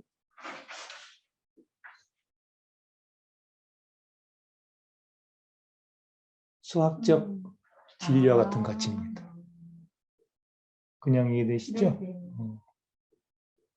1 플러스 1은 2라는 게 진리잖아요. 네. 이게 바로 시간의 경과와 무관한 가치는 많은 가치들이 존재하죠. 근데 역사적 차원에서 실현되는 가치가 따로 있을 수 있어요. 역사적 차원의 가치 실현은 뭘까요?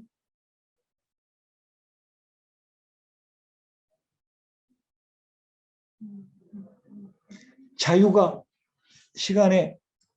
자유가 역사적 차원에서 실현되는 가치입니까? 그냥 고정적으로 실현되는 가치입니까?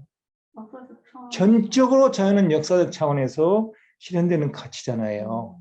대부분의 가치가 역사적 차원에서 실현되는 가치들입니다. 자유, 평등 이런 것들, 연대, 정의 이런 것들이잖아요. 예. 그래서 이 양자 사이의 방법론적인 시면을 열어젖힌 게 신칸트주의인데 여러분 거기서 보시면 뭐죠? 시간의 경과와 무관한 가치는 예술 작품이 그 내부에 품고 있는 진리라고 보시면 돼요. 여러분 예술 작품이 그 내부에 품고 있는 대표적인 참는 뭐가 있을까? 진리는 뭐가 있을까요?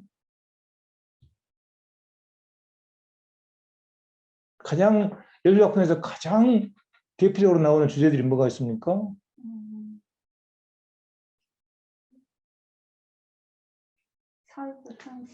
사랑, 그렇잖아요.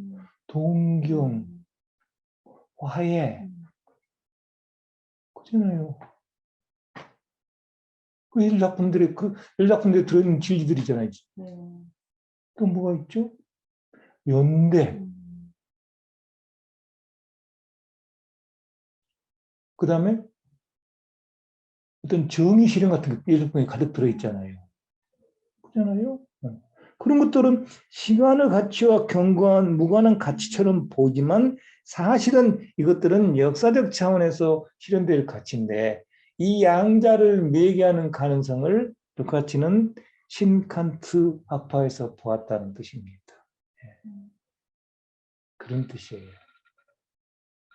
여러분 시간의 경과와 무관한 가치 있죠. 이 시간의 경과와 무관한 가치는 많은 부분 수학적, 자연과학적 가치들입니다.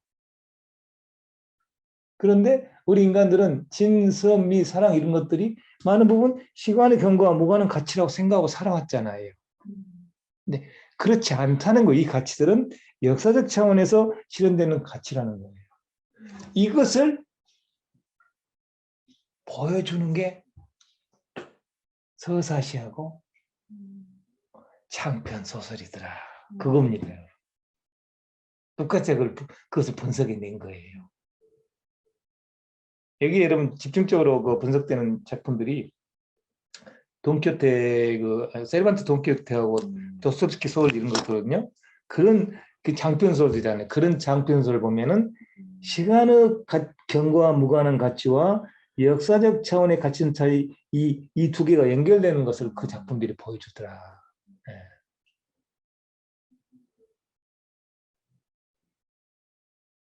그럼 여기서 어찌하여 루카치 이런 생각을 품게 되었을까요?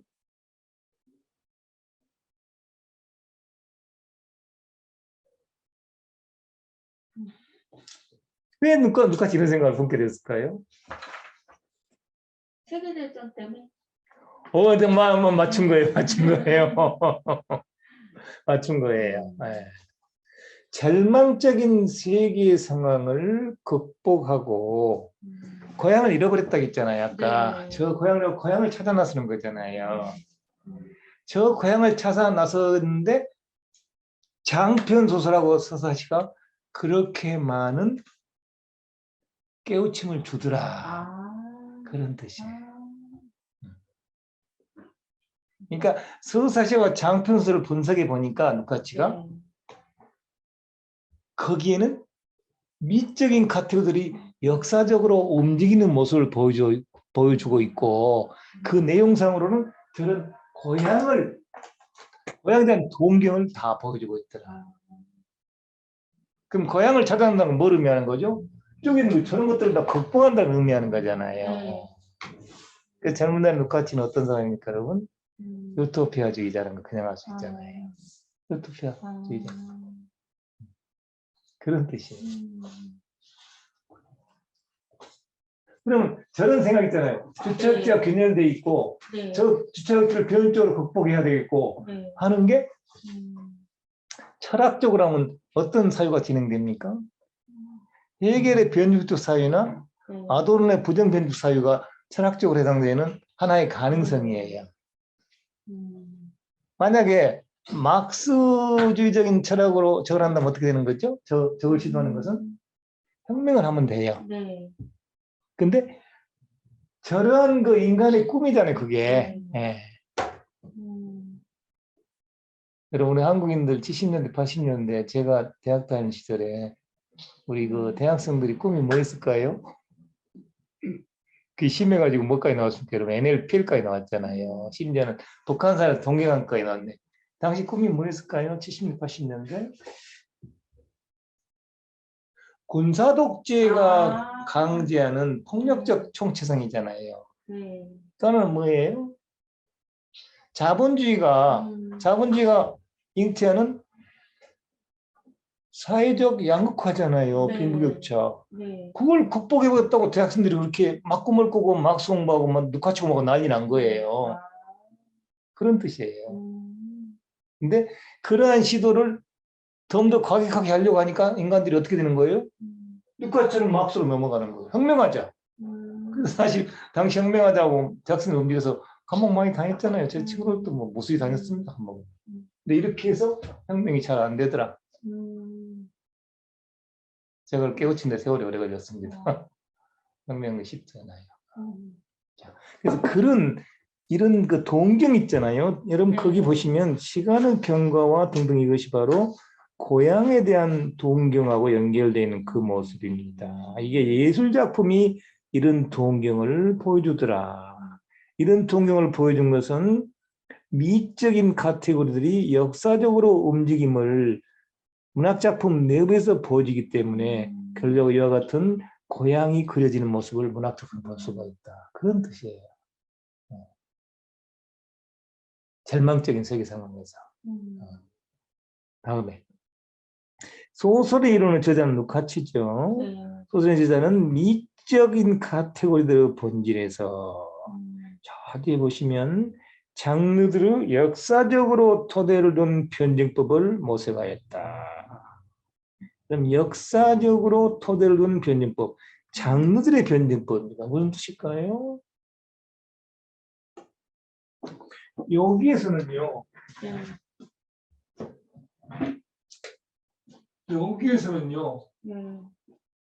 이렇게 고정되어 있습니다. 서정시, B급, B급, 그 다음에 서사시. 이 두 개는 드라마죠? 네. 이게 고정되어 있는 거거든요. 근데 저 고정된 시각하고 대비되는 개념이 장르들의 역사적으로 토대를 둔다. 저기 있는 거 서정시, 비극, 뭐 이거 이렇게 서사시 있죠. 저 때는 뭐가 있냐면 저게요. 서정시는 이러이러한 가군을 다 지켜야 된다. 맨 끝에가 일치해야 돼요. 그 다음에 운율을 지켜야 된다. 강약을 지킨다. 아주 까다로운 규정들이 가득 있어요.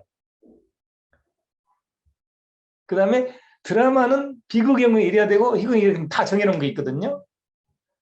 근데 그런 것들이 아니고 장르들이 역사적으로 토대를 두고 있다는 거, 그걸 밝히고 싶다는 거예요.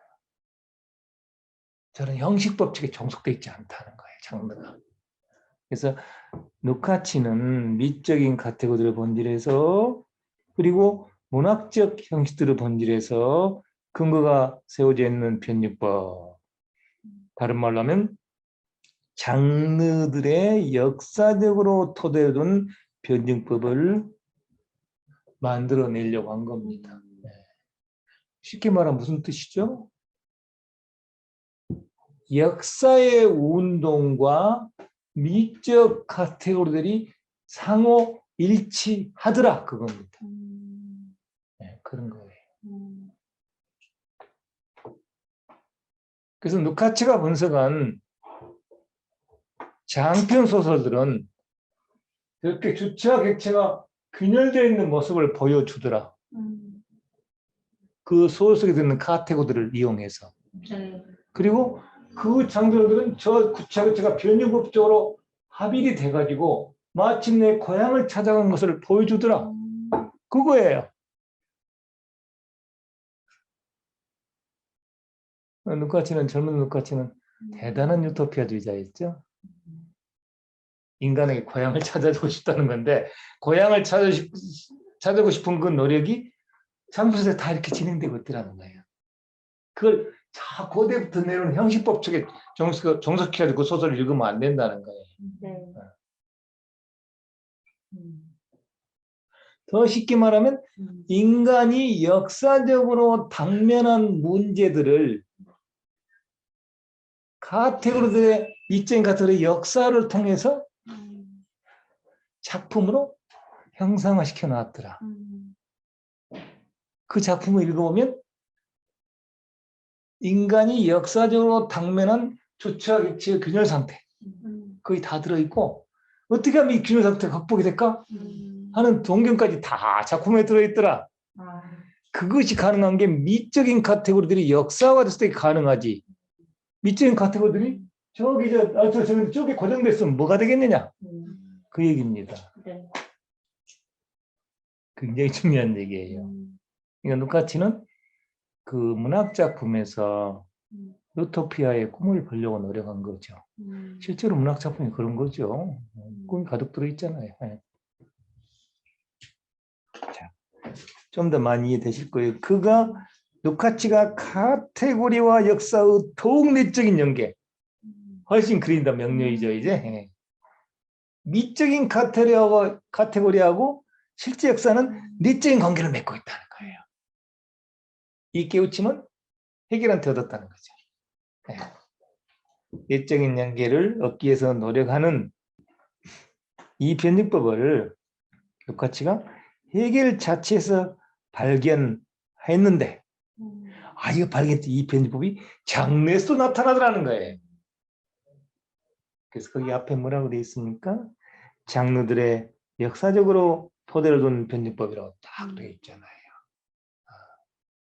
장르는 법칙적으로 고정된 형식이 아니고 역사적으로 토대둔 변증법에 기초하여 나타나는 것이 장르다 그런 뜻입니다. 네.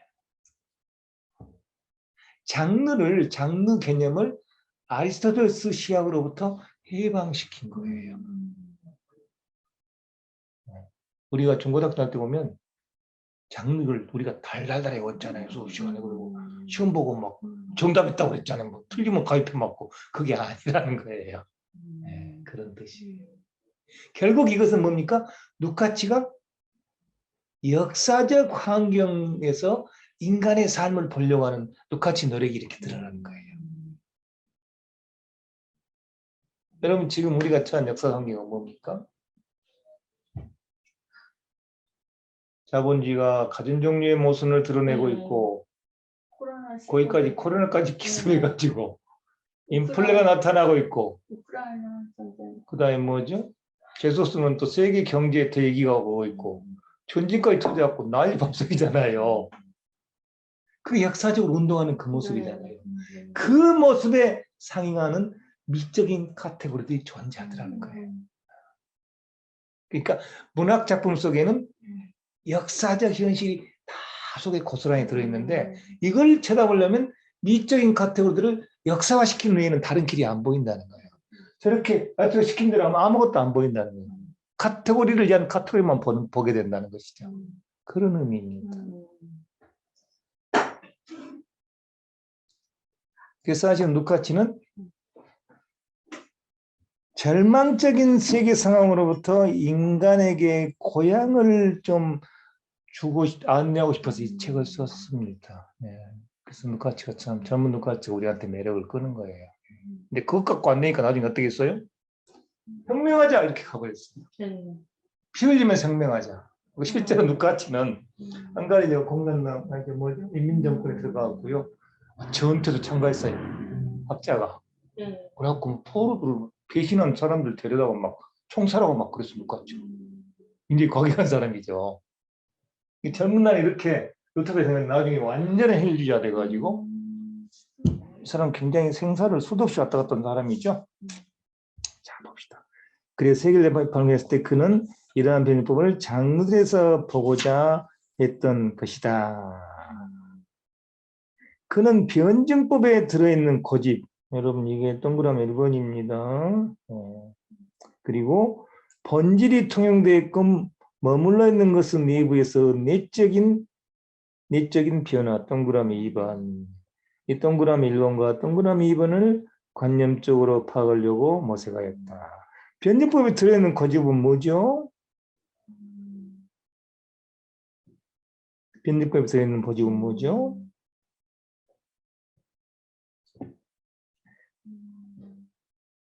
장르들의 역사적으로 토대를 둔 변증법에서는 예술과 역사가 만나더라 그런 뜻이에요.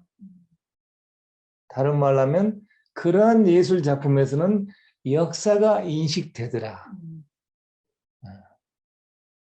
한 발자국 더 나가면 그러한 예술 작품들에서는 역사에 내재하는 모순이 인식이 되더라 그런 뜻이에요. 여기 고집이죠. 그다음에 본질이 통용되게끔 머물러 있는 것 이게 뭐죠? 본질이 통용되게끔 머물러 있는 것 이것은 내부에서 내적인 변화.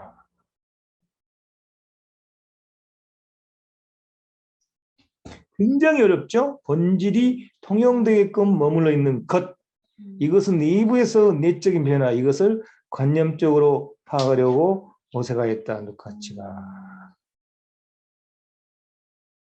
본질이 통용된다는 건 뭐를 의미하냐면요. 그럼 여기서 문제가 되는 개념은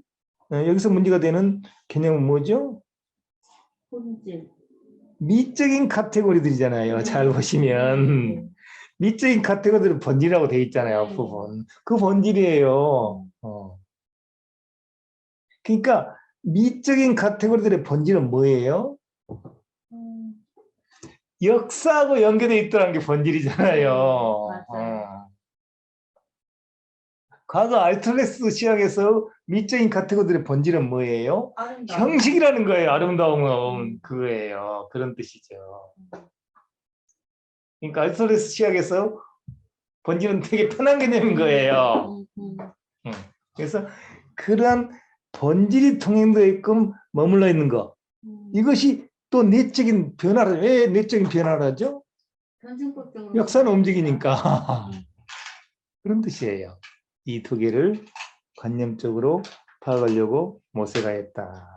그럼 거기 시랑 되게 까다로운 내용이죠. 근데 중요한 내용은 카테고리와 역사의 더욱 내적인 연계 그게 가장 중요합니다.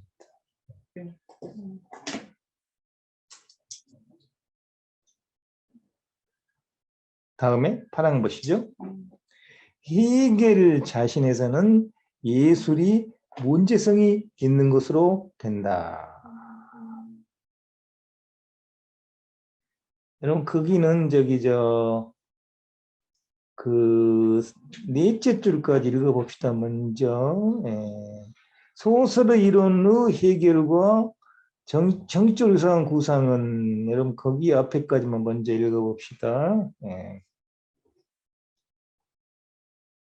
해결 자신에서는 예술이 문제성이 있는 것으로 된다. 산문의 세계는 해결이 이 상태를 미적으로 그렇게 나타냈듯이 정신이 사고와 사회적 국가적 실제에서 정신 스스로 성취시켜 놓은 것이기 때문이다. 예술은 현실이 문제성이 없는 것으로 되었기 때문에 바로 이렇기 때문에 문제성이 있는 것으로 된다. 무슨 말인지 도저히 이해할 수가 없죠. 헤겔은 예술의 종말을 선언한 철학자입니다. 헤겔이 도대체 무슨 근거로 그런 예술의 종말을 선언했을까요? 헤겔의 예술 종말론은 매우 유명하거든요. 프로이센 왕국에서 헤겔이 말하는 정신의 변증법적 운동이 완성돼 버린 거예요.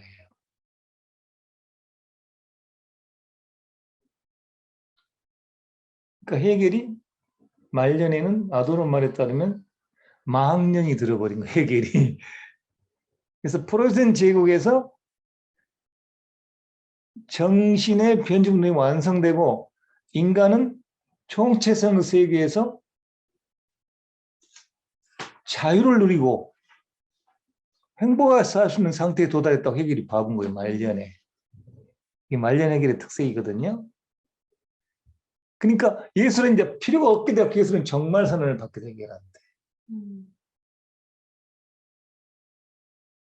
그래서 헤겔이 말하는 총체성이 프로이센 제국에서 실질적으로 역사적으로 실현이 돼버린 거거든요. 그렇게 되면 어떻게 돼요? 예술은 필요 없는 거고. 현실은 문제가 없는 현실이 돼버렸죠. 현실이 완성됐기 때문에 문제가 없는 거예요. 아주 막말로 유토피아가 도래해버린 거예요, 헤겔이 봤을 때. 망령행이란 말 그래 나온 거예요. 그런 의미입니다. 그럼 이 글이 다 익혀요. 네. 그래서 보시면 헤겔 자신에서는 예술이 문제성이 있는 것이 되고 말아요. 왜? 총체성이 실현되어 버렸기 때문에. 선생님, 총체성이라는 개념은요, 전체와 부분의 관계를 사유하는 개념입니다. 네. 그러니까 서구 사상에서는 총체성이라는 개념이 굉장히 큰 비중을 차지하고요. 서양 사람들은요, 고대 히랍부터 전체와 부분에 대해서 사유를 해왔어요. 네. 전체와 부분에 대해서 사유를 해온 것이 종점을 찍어버린 게 푸코입니다. 프랑스의 푸코에 이르러서 마침내 전체와 부분에 관계한 사유 틀이 무너져 버려요. 근데 그 앞에 하버마스까지는 전체와 부분에 대한 사유가 계속되는 거거든요. 그 다음에 이제 독일의 누만에 이르러서 부분과 전체 관계가 사라져 버려요. 근데 그 전까지는 계속 사유에서 부분과 전체와 부분 관계가 벌어졌는데 뭐냐면 총체성이라는 건 뭐냐면요. 부분들이 조화롭게 전체를 구성한 상태를 총체성이라고 합니다. 헤겔도 그렇고 게트도 그렇고 고대 그리스에서 총체성이 존재했다고 보는 사람들이에요. 그리고 헤겔은 고대 그리스에서 총체성이 이미 존재했기 때문에 서구 세계는 다른 세계보다 우월하다고 헤겔이 주장했어요. 네. 근데 그 총체성이 이제 그 고대에 이미 실현됐는데 그 총체성이 계속 총체성을 향하는 운동이 뭐냐면 헤겔 입장에서는 자유가 신장되는 과정입니다. 정신이 변형부터 운동한다는 것은 자유가 신장되는 과정이고 예를 들면 인도 같은 지역에서는 그런 운동이 없었다고 헤겔이 매도해버려요. 인도를. 완벽한 소우중심주의죠. 근데 그 정신이 자유실을 향하여 운동을 계속했는데 고대 히랍에 이미 있었지만 그 다음에 그것이 고대 히랍에 있었지만 이미 중세 때 이렇게 많이 해체됐잖아요. 근데 그 운동이 계속 이루어져 가지고 프로이센 제국에서는 마침내 총체성이 완성됐다는 궤변을 헤겔이 내놓습니다. 그런 예술은 필요가 없게 됩니다. 그런 뜻이에요. 그래서 보시면 헤겔 자신에게는 예술이 문제성이 있는 것으로 예술은 필요 없으니까. 그런 뜻이에요. 사문의 세계는 헤겔이 이 상태를 미적으로 넣듯이 정신이 사고와 사회적 국가적 실제에서 정신 스스로 성취시켜 놓은 것이기 때문이다. 여러분 거기 보시면 사고와 사회적 국가의 실제 이것이 완벽하게 맞아 돌아간 것이 어디라고요? 프로테스탄트 제국입니다. 인간의 사고하고 사회적 국가의 실제가 서로 맞은 단계까지 정신이 도달해 버린 거예요. 이렇게 되니까 뭐죠? 예수는 필요 없는 거예요. 예술이 필요 없게 되니까 뭐가 남은 거죠? 산문만 남은 거예요. 산문의 세계라면 그랬다는 거예요. 여기 산문의 세계라는 말 나오잖아요. 이건 뭐죠? 산문은 서정시도 아니고 드라마도 아니고 서사시도 아니잖아요. 네. 그런 뜻이에요. 그래서 이제 서정시고 드라마고 서사시고 필요 없다. 왜? 정치색이 실현되어 버렸기 때문에. 남은 건 산문의 세계 정도다. 그런 뜻이에요. 산문의 세계는 어떤 세계라고요? 정신이 사고와 국가적 실제에서 정신수로 성취시키는 게 바로 산문의 세계고, 이렇게 됨으로써 예술은 정말에 이르게 된 겁니다.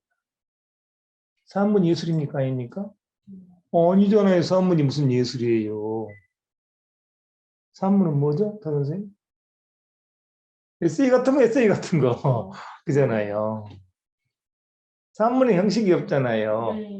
저기 말하는 저 서정시하고 뭐 그저 드라마하고 서사시는 형식을 갖고 있잖아요. 그런 뜻입니다.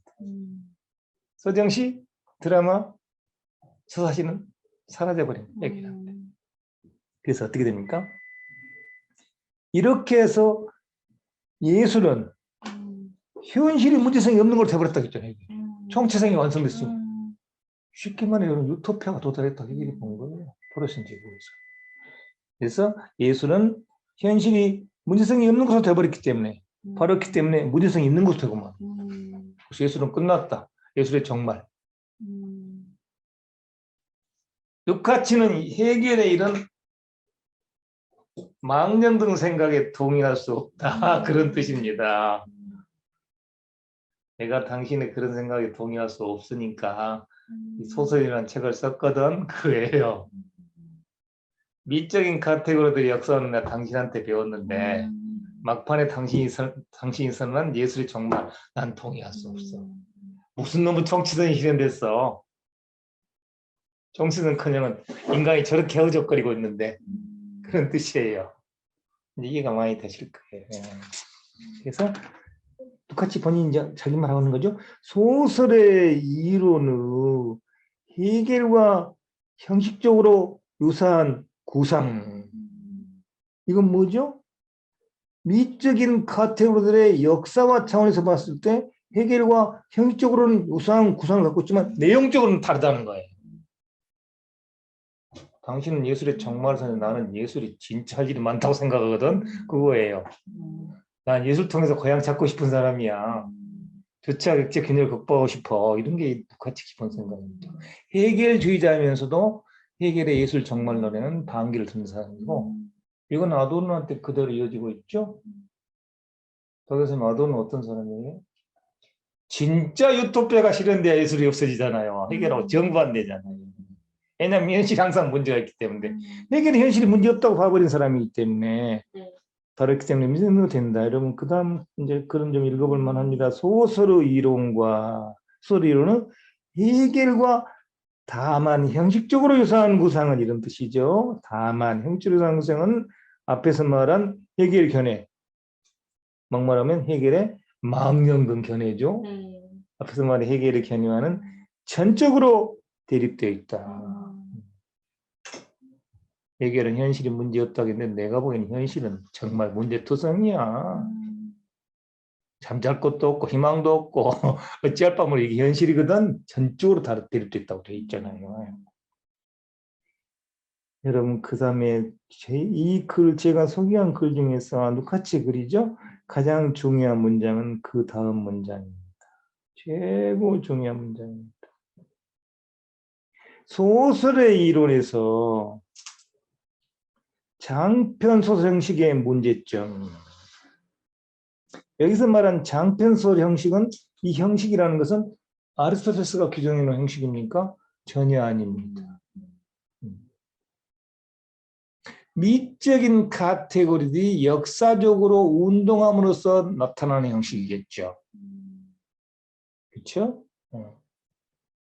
선생님이 조금씩 이해가 되시고 강의에 좀씩 이렇게 끌어 들어오시네요. 다행히. 그죠? 네. 소설이론에서 분석한 장편 형식의 문제점을 분석해봤어, 루카치가. 그 문제점 뭐라는 거예요? 요거는 저런 것이 문제점이고 절망적인 세계 상황이고 이런 것들이 가득 들어있더라는 거 보니까 이걸 내가 분석했다는 거예요. 장편들 내에서. 이걸 분석하려면 중요한 건 뭐죠? 미적인 카테고리를 역사시키지 않고는 분석이 안 된다는 거예요. 자, 그래서 혼란에 빠진 세계가 거울에 비친 모습입니다. 혼란에 빠진 세계는 뭐죠? 절망적인 세계 상황은 저런 세계입니다. 저런 세계. 주체적 균열된 세계의 그 모습이죠. 그래서 젊은 날의 루카치를 이해하는데 가장 중요한 개념은 주체와 객체의 균열입니다. 제가 리스나이트라고 그래요. 지금도 서구의 많은 학자들이 이 개념을 끌어들입니다. 대단한 발상을 한 거죠. 자, 이렇기 때문에 소설의 삶의 산문은 현실이 이제부터는 예술의 불리한 기반을 제공한다. 한다는 것을 보여주는 수많은 다른 징후들 중에 하나일 뿐이다. 소설이론에서 산문 개념이 나와요, 거기에. 근데 보면은 현실은 예술의 불리한 기반을 보인다는 게 무슨 뜻이죠?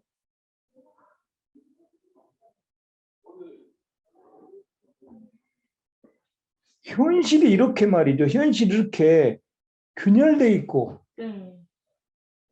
뭐 어쩔 바 모르는 상태에만 이런 복잡한 상태니까 절망적 상태이기 때문에 당연히 예술에 불리한 기반을 제공하죠.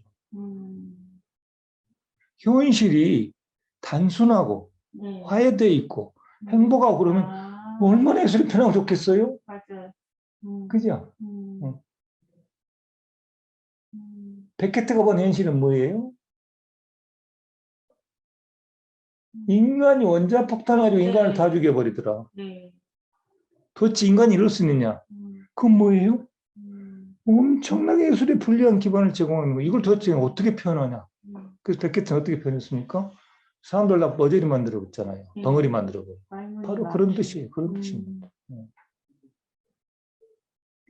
현실이 화해되어 있고 인간에게 행복을 제공하면 예술에 불리한 기반을 제공할 이유가 뭐가 계속 표현하면 금방이잖아요.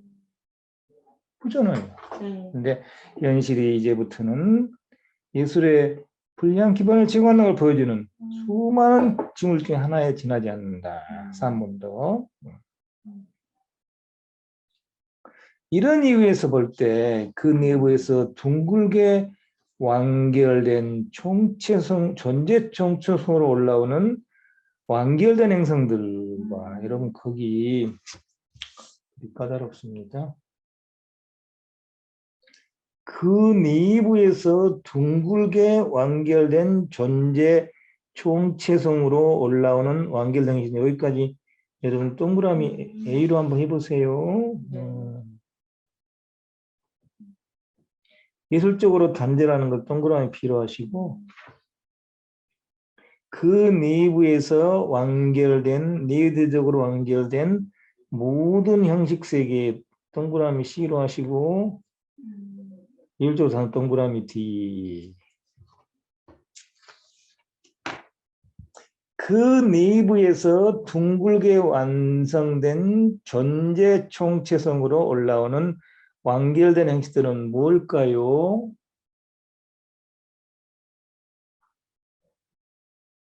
그 내부에서 둥글게 완성된 존재 총체성.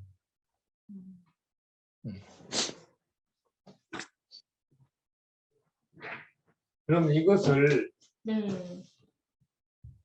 사회하고 개인 관계로 한번 봅시다. 전체와 부분의 관계라고도 틀림없죠. 이렇게.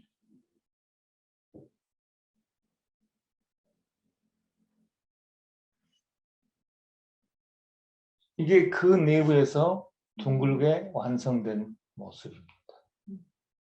그럼 뭐죠? 이게 테두리죠. 네. 갇혀 있는 거죠. 음. 그럼 이 테두리는 전체잖아요. 전체. 네. 다른 말로 사회고 국가일 수도 있고. 근데 음. 이 전체가 어떻게 하는 거죠? 이것들을 이렇게 규정해 불죠. 네. 선생님, 제가 삼성을 들어갔어. 삼성, 나 진짜 대한민국 최고 회사에 들어갔다고 너무너무 기뻐하고 들어갔어요. 그때 어떻게 됐어요, 여러분? 들어가봤더니 삼성은 전체잖아요, 전체. 네. 이해되시죠? 네. 내가 들어갔어, 나도. 들어가봤더니 이놈이 이렇게 위에서 딱 이렇게 하고 있잖아요. 규정해 보잖아요, 이렇게. 네. 그 내부에서 둥글게 있는 전제 총칙성. 네. 이게 행복합니까? 아니요. 어떻게 행복할까요?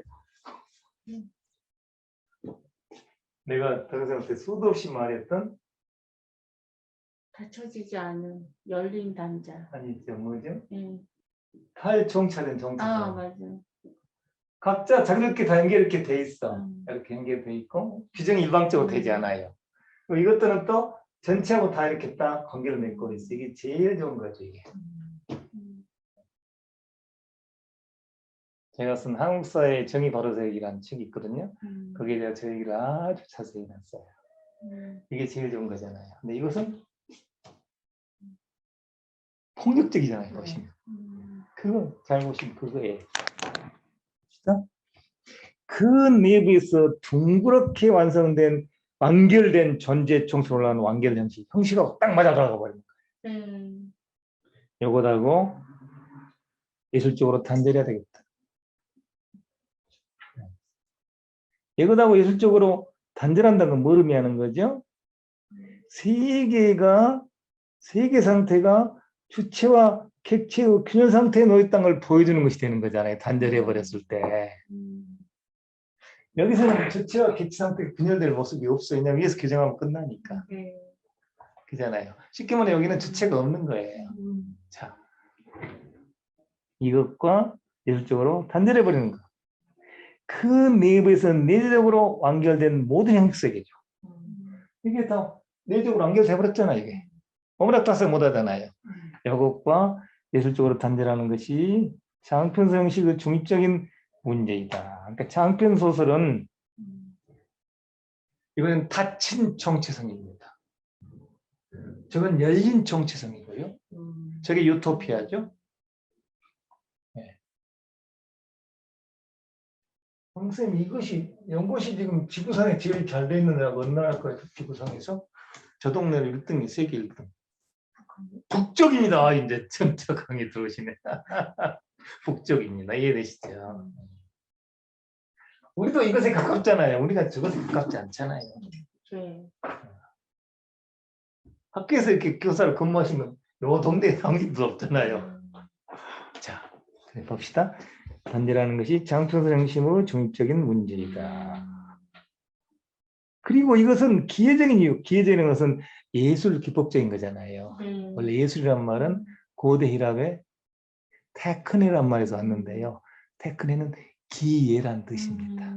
예, 기예. 원래 예술의 원래 오리지널 의미는 이겁니다.